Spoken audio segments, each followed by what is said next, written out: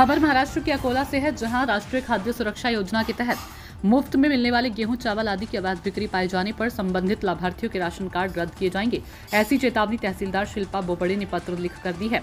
सार्वजनिक वितरण प्रणाली के तहत अंत्योदय अन्न योजना और प्रधान कुटुंब योजना के राशन कार्ड धारकों को हर महीने राशन दुकानों के माध्यम से मुफ्त अनाज वितरित किया जाता है।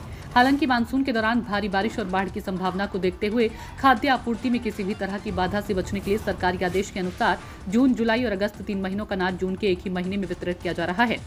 हालांकि अगर ये देखा जाता है कि राशन कार्ड धारकों से मुफ्त खाद्यान्न अवैध रूप से खरीदा जा रहा है और भंडारण और परिवहन किया जा रहा है, तो कानूनी कार्रवाई की जाएगी।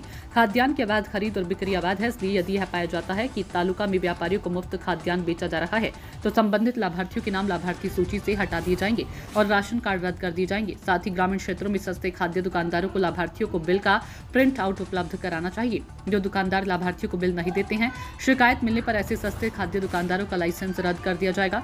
ऐसे निर्देश मूर्तिजापुर तहसीलदार शिल्पा बोबड़े ने राजस्व प्रशासन को दिए। संवाददाता धनराज सबकाल की रिपोर्ट।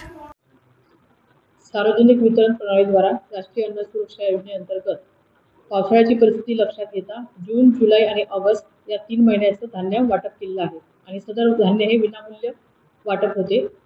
आता बऱ्याच अशा किरकोळ घटना नजरेस पडल्या किंवा काही तक्रारी आल्या की सदर हे धान्य विक्री केल्या जात आहे आणि काही लोक खरेदी करत आहेत। मी स्थानिक मूर्तिजापूरच्या नागरिकांना आणि जे शिधापत्रिका धारक आहेत त्या लाभार्थ्यांना आवाहन करते की असं कोणी धान्य विक्री करताना आढळल्यास त्यांच्यावर सुद्धा गुन्हा दाखल होईल आणि जे धान्याची साठवणूक करतील किंवा धान्य विकत घेतील त्यांच्यावर सुद्धा फौजदारी कारवाई होईल आणि जे लाभार्थी असं मोफत मिळणारं धान्य विकत असतील त्यांच्या ज्या शिधापत्रिका आहेत त्या कायमस्वरूपी रद्द करण्यात येईल। स्वस्त धान्य